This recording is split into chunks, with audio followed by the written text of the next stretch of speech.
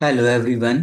इस वीडियो में हम पॉइजन डिस्ट्रीब्यूशन को डिस्कस करेंगे। ठीक है। तो सबसे पहले तो हम इस वीडियो में समझेंगे कि पॉइजन डिस्ट्रीब्यूशन क्या होता है और उसको हम कब यूज करते हैं। ठीक है। उसके बाद जैसा कि आप स्क्रीन पर देख रहे हैं, टू प्रॉब्लम्स लिखी हुई हैं, तो इन दोनों प्रॉब्लम्स को भी हम इस वीडियो में डिस्कस करेंगे। ठीक है। तो चलिए चलते हैं, सबसे पहले समझते हैं कि पॉइजन डिस्ट्रीब्यूशन क्या होता है। ठीक है। The Poisson distribution is defined as px equal to lambda to the power x e to the power minus lambda upon factorial x and x equal to 0, 1, 2, 3 up to n।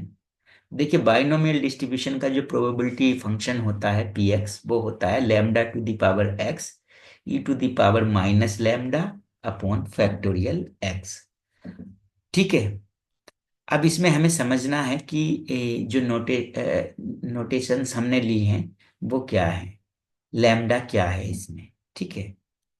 तो सबसे पहली बात तो आपको याद रखना है कि लैम्डा क्या है। Lambda is the mean of this distribution. तो इस डिस्ट्रीब्यूशन का मीन क्या होता है, लैम्डा होता है। ठीक है। उसके बाद एक रिमार्क भी आपको याद रखना है कि पॉइजन डिस्ट्रीब्यूशन का मीन और वेरिएंस ये दोनों इक्वल होते हैं। ठीक है। यानी दोनों की वैल्यू कितनी होती है, लैम्डा होती है। The mean and variance of Poisson distribution are equal. तो ये दोनों इक्वल होते हैं। ठीक है। वेरिएंस भी लैम्डा होता है पॉइजन डिस्ट्रीब्यूशन का, और मीन भी लैम्डा होता है। अब बात करते हैं कि हम पॉइजन डिस्ट्रीब्यूशन को कब यूज करते हैं। तो देखिए, पॉइजन डिस्ट्रीब्यूशन जो है वो बाइनोमियल डिस्ट्रीब्यूशन का ही एक लिमिटिंग केस है। जब एन की वैल्यू यानी नंबर ऑफ ट्रायल्स बहुत ज्यादा बड़ी वैल्यू होती है, एन की बहुत लार्ज वैल्यू अगर एन की होती है, यानी एन टेंस टू इनफाइनाइट होता है, नंबर ऑफ ट्रायल्स इनफाइनाइट होते हैं हमारे। यानी जब नंबर ऑफ ट्रायल्स बहुत ज्यादा बढ़ जाते हैं, तब उस केस में हम क्या यूज करते हैं, पॉइजन डिस्ट्रीब्यूशन करते हैं यूज। यानी उस केस में बाइनोमियल डिस्ट्रीब्यूशन क्या बन जाता है, पॉइजन डिस्ट्रीब्यूशन बन जाता है। या फिर जो प्रोबेबिलिटी होती है सिंगल ट्रायल में पी, उसकी जो वैल्यू होती है वो बहुत ही स्मॉल क्वांटिटी होती है, यानी वो टेंस टू जीरो होती है। तो उस केस में जो बाइनोमियल डिस्ट्रीब्यूशन है हमारा, वो क्या बन जाता है, पॉइजन डिस्ट्रीब्यूशन बन जाता है। क्लियर। तो कहने का मतलब, जब एन की वैल्यू बहुत लार्ज होती है, यानी नंबर ऑफ ट्रायल्स बहुत ज्यादा होते हैं, या फिर किसी सिंगल ट्रायल में इवेंट के हैपनिंग की जो प्रोबेबिलिटी है वो बहुत स्मॉल होती है, यानी टेंस टू जीरो होती है, तब उस केस में हम पॉइजन डिस्ट्रीब्यूशन को यूज करते हैं। ठीक है। और इसका प्रोबेबिलिटी फंक्शन होता है lambda to the power x e to the power minus lambda upon factorial x, जहां पर लैम्डा क्या है, इस डिस्ट्रीब्यूशन का मीन है। और ये डिस्ट्रीब्यूशन भी कैसा होता है, एक डिस्क्रीट डिस्ट्रीब्यूशन होता है, क्योंकि यहाँ पर एक्स जो है वो डिस्क्रीट रैंडम वेरिएबल है। ठीक है। तो ये तो हमने समझा पॉइजन डिस्ट्रीब्यूशन को। ठीक है।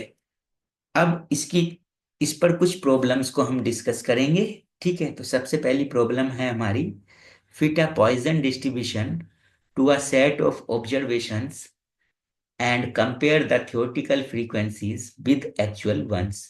तो अब हमें एक यहाँ पर x जो रैंडम वेरिएबल है उसकी वैल्यूज गिवन है। वो कहाँ से स्टार्ट हुई है, जीरो से स्टार्ट हुई है और फोर तक वैल्यू मिली है आपको। यानी x की वैल्यू है जीरो, वन, टू, थ्री और फोर।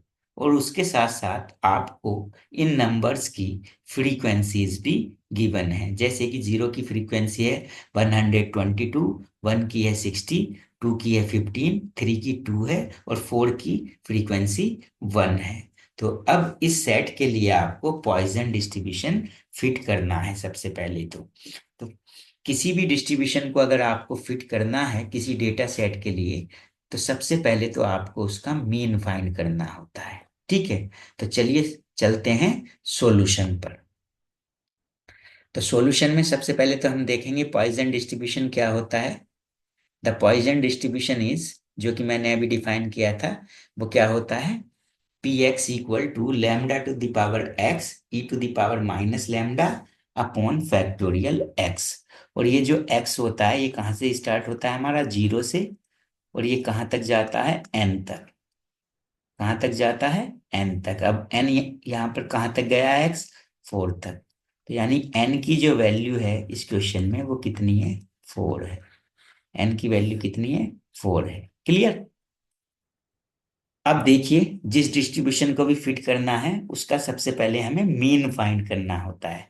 अब ये जो डिस्ट्रीब्यूशन है इसका मीन फाइंड करने के लिए, जब किसी डिस्ट्रीब्यूशन में आपको एक्स गिवन हो और इसकी फ्रीक्वेंसीज भी गिवन हो, तो मीन कैसे फाइंड करते हैं, सबसे पहले आप फाइंड करते हैं एफ एक्स, और फिर फॉर्मूला यूज करते हैं summation f x upon capital N. ठीक है, तो सबसे पहले तो जो डेटा गिवन है हमें एक्स और एफ, इसको लिख लेते हैं हम। तो हमने एक्स और एफ की वैल्यूज को लिख लिया जो कि गिवन थी।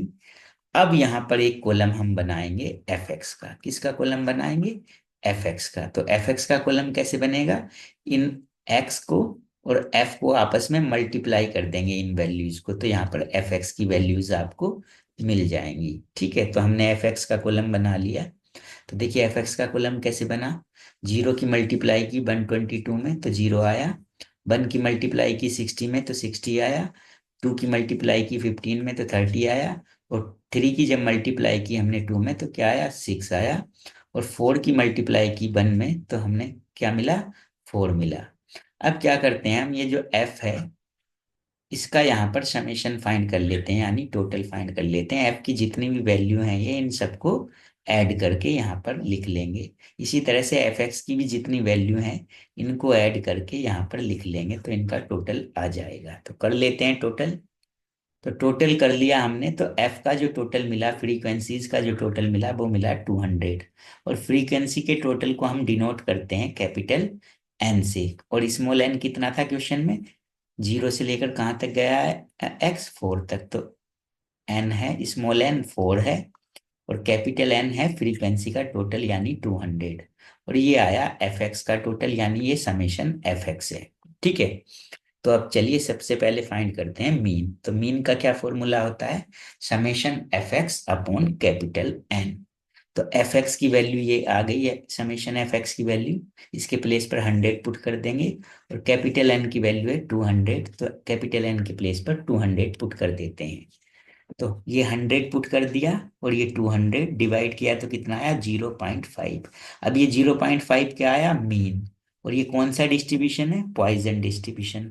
तो पॉइजन डिस्ट्रीब्यूशन का जो मीन है उसे हम क्या बोलते हैं, लैम्डा बोलते हैं, यानी इसका मीन क्या होता है, लैम्डा होता है। तो लैम्डा की वैल्यू क्या मिल गई है आपको, 0.5 मिल गई। ठीक है, अब जब लैम्डा की वैल्यू आपको 0.5 मिल गई, तो इसके बाद आप पॉइजन डिस्ट्रीब्यूशन को लिखेंगे। द पॉइजन डिस्ट्रीब्यूशन इज, क्या होता है मैंने बताया था, p x equal to lambda to the power x into e to the power minus lambda upon factorial x. अब क्या करेंगे, इसमें आप लैम्डा की वैल्यू पुट कर देंगे जो आई है 0.5।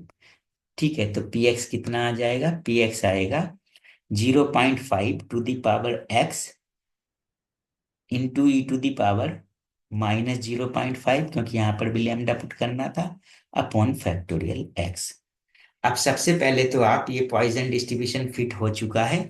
अब सबसे पहले आप इस पी एक्स को, ये जो फंक्शन है, इसको कैलकुलेटर में फीड कर लीजिए। ठीक है, इस फंक्शन को कैलकुलेटर में सेट कर लेंगे। ठीक है, और उसके बाद यहाँ पर एक कॉलम बनाएंगे पी एक्स का। ठीक है, किसका कॉलम बनाएंगे, पी एक्स का। और वो कैसे बनेगा, जो ये फंक्शन आपने कैलकुलेटर में सेट किया है इसमें एक्स की वैल्यू डालते जाएंगे। आप पहले जीरो पुट करेंगे तो पी एक्स की वैल्यू मिल जाएगी उस पर, फिर वन पुट करेंगे उस पर पी एक्स की वैल्यू मिल जाएगी, फिर टू पुट करेंगे, थ्री पुट करेंगे, और फोर पुट करेंगे। तो इस तरह से इस फंक्शन को कैलकुलेटर में सेट कर लीजिए, और उसमें एक्स की वैल्यू 0 1 2 3 4 पुट करके पी एक्स की वैल्यू आप फाइंड कर लेंगे। तो पी एक्स यही तो था आपका, ये फंक्शन आपने कैलकुलेटर में सेट कर लिया। जब इस फंक्शन में आप एक्स के प्लेस पर 0 पुट करेंगे तो ये वैल्यू मिल जाएगी, 1 पुट करेंगे तो ये वैल्यू मिल जाएगी, 2 पुट करेंगे तो ये वैल्यू मिल जाएगी, 3 पुट करेंगे तो ये वैल्यू मिल जाएगी, 4 पुट करेंगे तो ये वैल्यू मिल जाएगी। तो क्वेश्चन में आपको पॉइजन डिस्ट्रीब्यूशन फिट करना था, वो तो आपने फिट कर लिया, लेकिन क्वेश्चन में आपको और क्या फाइंड करना था? Theoretical frequencies. क्या फाइंड करना है? थियोरिटिकल फ्रीक्वेंसीज को फाइंड करना है। ठीक है, तो थियोरिटिकल फ्रीक्वेंसीज का और दूसरा नाम क्या होता है? Expected frequencies. थियोरिटिकल फ्रीक्वेंसीज या इसको क्या बोलते हैं? Expected frequencies. इसका क्या फॉर्मूला होता है? इसका फॉर्मूला होता है capital N into p x. और कैपिटल एन कितना आया आपका? कैपिटल एन आया है 100। तो यहाँ पर कैपिटल एन के प्लेस पर 100 और पी एक्स आपने फाइंड कर रखा है, ये पी एक्स का कॉलम है ना। तो अब यहाँ पर एक कॉलम बनाएंगे आप थियोरटिकल फ्रीक्वेंसीज का, जो कि किसके इक्वल होता है? एन इंटू पी एक्स के। तो यहाँ पर एक कॉलम बना लीजिए थियोरटिकल फ्रीक्वेंसीज का, जो कि किसके इक्वल है? N into p x. अब एन कितना है आपका? एन कैपिटल एन है ये, तो कैपिटल एन की वैल्यू कितनी होती है? ये होती है, एक मिनट, यहाँ पर हमने कितना लिख दिया था? कैपिटल एन 100 नहीं है भाई, कैपिटल एन क्या है? कैपिटल एन है आपका 200। ठीक है, क्योंकि फ्रीक्वेंसी का टोटल कितना है? 200। तो यहाँ पर 200 लिख दिया हमने। तो कैपिटल एन कितना हुआ यहाँ? 200 इंटू पी एक्स। अब देखिए ये तो है पी एक्स आपका, और इसमें किससे मल्टीप्लाई कर देनी है? 200 से। तो इसमें भी 200 से मल्टीप्लाई कर देंगे तो ये आ जाएगा। इसमें जब 200 से मल्टीप्लाई करेंगे तो ये आ जाएगा। इसमें 200 से मल्टीप्लाई करेंगे तो ये आ जाएगा। इसमें 200 से मल्टीप्लाई करेंगे तो ये आएगा। इसमें 200 से मल्टीप्लाई करेंगे तो ये आ जाएगा। ये आपको यहाँ लिखना नहीं है 200 बस। ठीक है, तो ये आ जाएगा, ये आ जाएंगी आपकी थियोरटिकल फ्रीक्वेंसीज। अब जो फ्रीक्वेंसीज हैं हमारी, वो पॉइंट्स में नहीं होती हैं, वो कंप्लीट नंबर्स होती हैं हमारी। तो हम क्या करेंगे? इनको राउंड ऑफ कर लेंगे। तो देखिए यहाँ पर 3 है, तो अगर यहाँ पर 5 से छोटा नंबर होगा तो इस पर कोई फर्क नहीं पड़ेगा, ये 121 रहेगा। अब यहाँ पर क्या है? 5 से बड़ा नंबर आ गया पॉइंट के बाद, तो ये हो जाएगा आपका 61। इसको राउंड ऑफ करेंगे तो यहाँ पर ये 1 है, 5 से लेस देन है, तो यहाँ पर ये 15। इसको राउंड ऑफ किया आपने तो कितना आया? 2.527 है, तो इसको 3 कर लीजिए। ये आ जाएगा आपका 0.3 है, यानी 5 से ग्रेटर नहीं है ये 3, तो यानी ये 0 आ जाएगा। तो ये आ गई आपकी थियोरटिकल फ्रीक्वेंसीज। ठीक है, तो आपने अ, जो प्रॉब्लम में फाइंड करना था, एक तो पॉइजन डिस्ट्रीब्यूशन को फिट करना था, वो भी कर लिया फिट, और थियोरटिकल फ्रीक्वेंसीज भी आपने फाइंड करनी थी, वो आपने फाइंड कर ली। यानी उनको कंपेयर करना था एक्चुअल फ्रीक्वेंसीज से। ये एक्चुअल फ्रीक्वेंसीज हैं और ये थियोरटिकल फ्रीक्वेंसीज, तो यहाँ पर इनकी कंपैरिजन साफ साफ दिखाई दे रही है। ठीक है, चलिए, तो ये प्रॉब्लम सॉल्व हो चुकी है। ठीक है, अब चलते हैं नेक्स्ट प्रॉब्लम पर। नेक्स्ट प्रॉब्लम है हमारी, if x variable follows the Poisson distribution such that probability at x equal to 2 is equal to 9 times of probability at x equal to 4 plus 90 times of probability x equal to 6, find the mean and standard deviation of the distribution। तो आपको एक Poisson distribution given है, तो सबसे पहले तो solution पर चलेंगे। तो सॉल्यूशन में लिखेंगे, सबसे पहले तो आप लिख लीजिए पॉइजन डिस्ट्रीब्यूशन क्या होता है। द पॉइजन डिस्ट्रीब्यूशन इज, क्या होता है Poisson distribution? P x equal to lambda to the power x e to the power minus lambda upon factorial x. ये होता है पॉइजन डिस्ट्रीब्यूशन। इसको इक्वेशन बन बोल दीजिए। अब x की कुछ वैल्यूज आपको दे रखी हैं, यहाँ पर 2 दे रखी है, ये 4 दे रखी है, ये 6 दे रखी है। तो इक्वेशन 1 में x के प्लेस पर आप 1 बाई 1 इन वैल्यूज को पुट कर दीजिए। तो पहले तो ये फाइंड कर दीजिए आप p at x equal to 2। तो यानी इस फंक्शन में आप x के प्लेस पर क्या पुट कर देंगे? इक्वेशन 1 में 2 पुट कर देते हैं, तो क्या आ जाएगा? लैम्डा यहाँ पर 2 हो जाएगा e⁻⁻λ अपॉन 2 फैक्टोरियल। क्लियर। अब फाइंड करेंगे पी एक्स एट 4 पर, जो कि क्वेश्चन में गिवन है, एक्स की वैल्यू 4। तो अब की बार इसमें क्या कर दीजिए आप, लैम्डा के प्लेस पर, सॉरी एक्स के प्लेस पर क्या पुट कर देंगे 4, तो ये हो जाएगा लैम्डा की power 4 into e⁻⁻λ upon 4 factorial. इसी तरह से अब आप एक्स के प्लेस पर कितना पुट कर दीजिए 6, तो 6 पुट कर देंगे आप, क्या पुट करेंगे, ये 6 पुट कर देंगे एक्स के प्लेस पर, तो ये आ जाएगा P at x equal to 6 कितना, lambda to the power 6 e⁻⁻λ upon factorial 6। अब गिवन क्या है आपको क्वेश्चन में, गिवन है P at x equal to 2 is equal to 9 P probability है, P probability at x equal to 4 plus 9T probability at x equal to 6। अब देखिए इसकी वैल्यू भी आपने फाइंड कर रखी है, क्या है, ये है, तो इसके प्लेस पर ये पुट कर दीजिए, तो lambda square e⁻⁻λ upon 2 factorial, 2 factorial को क्या लिख सकते हो, 2 ही लिख सकते हो, 2 इंटू 1, 9 इंटू इसकी वैल्यू पुट कर दीजिए। अब इसकी वैल्यू कितनी है, लैम्डा की power 4 e⁻⁻λ upon factorial 4, factorial 4 को आप लिख सकते हैं 4 इंटू 3 इंटू 2 इंटू 1, प्लस यहाँ पर है 90, और ये है P at x equal to 6, इसकी वैल्यू ये है, तो ये आ जाएगा लैम्डा की पावर 6 e⁻⁻λ अपॉन फैक्टोरियल 6 को लिख सकते हैं 6 इंटू 5 इंटू 4 इंटू 3 इंटू 2। अब देखिए सभी से आप क्या कॉमन ले सकते हैं, लैम्डा को इस इक्वेशन, इस पूरी इक्वेशन को लैम्डा से, लैम्डा स्क्वायर से ही डिवाइड हो जाएगी, और किससे डिवाइड हो जाएगी, e⁻⁻λ। तो इस पूरी इक्वेशन को आप डिवाइड कर दीजिए लैम्डा स्क्वायर इंटू e⁻⁻λ। ठीक है, तो लिख सकते हैं आप, on dividing E lambda square into e⁻⁻λ, तो जब इससे डिवाइड करेंगे तो यहाँ से e⁻⁻λ डिवाइड करेंगे तो ये कैंसिल होकर बनाएगा, ये लैम्डा स्क्वायर भी कैंसिल हो जाएगा, तो ये बचेगा इधर 1/2।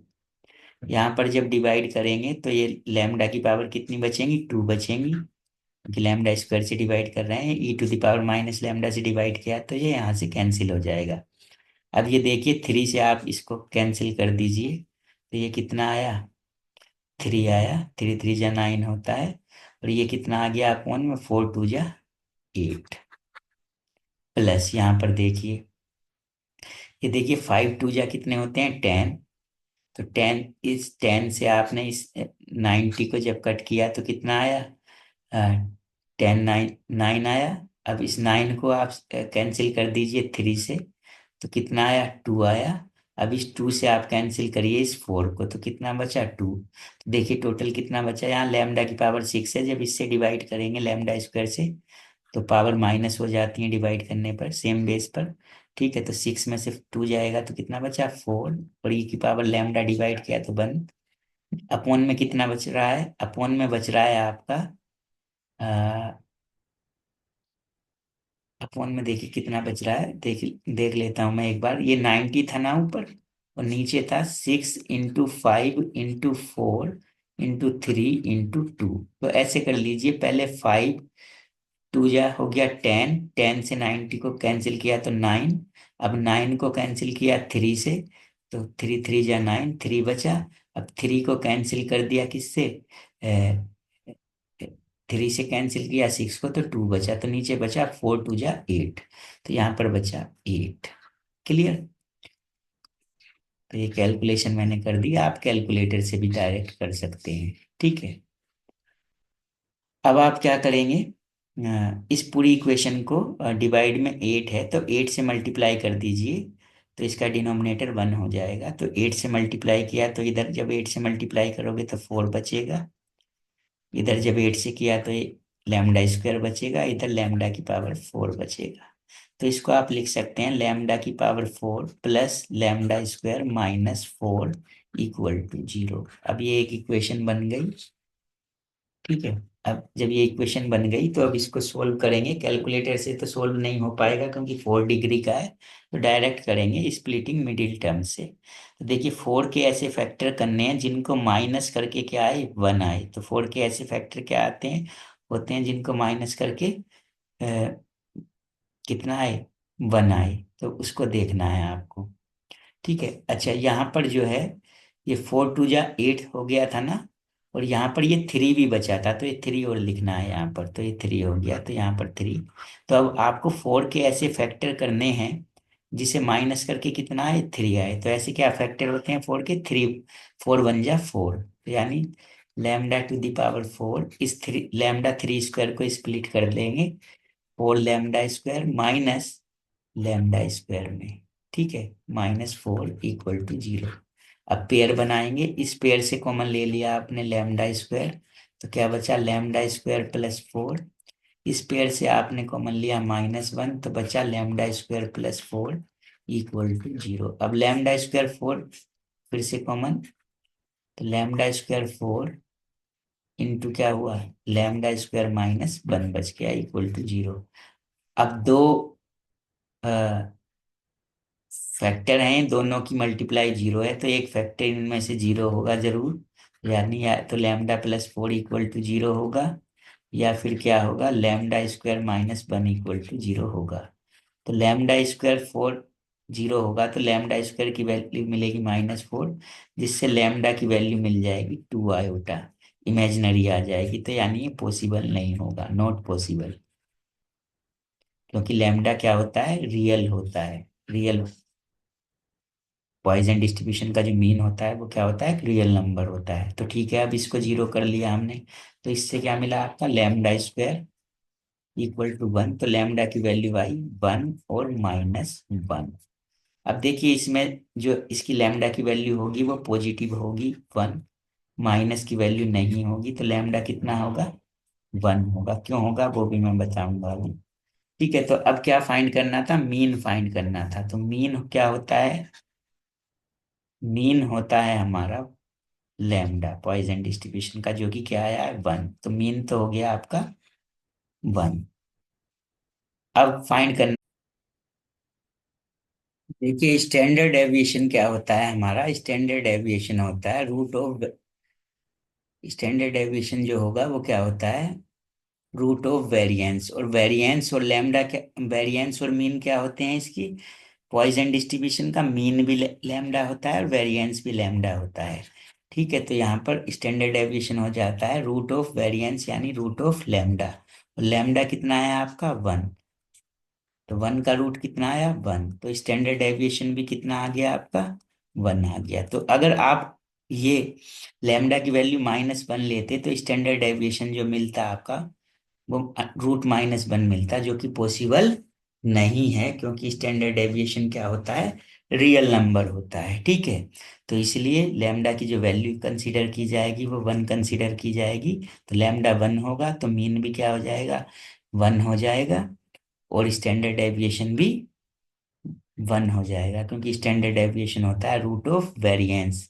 तो वेरिएंस कितना होगा, जितना मीन होता है पॉइसन डिस्ट्रीब्यूशन का 1, तो स्टैंडर्ड डेविएशन उसका रूट हो गया, तो वो आ गया 1। ठीक है, तो ये प्रॉब्लम सोल्व हो चुकी है। ठीक है, तो आज की वीडियो में इतना काफी है। Thanks for watching.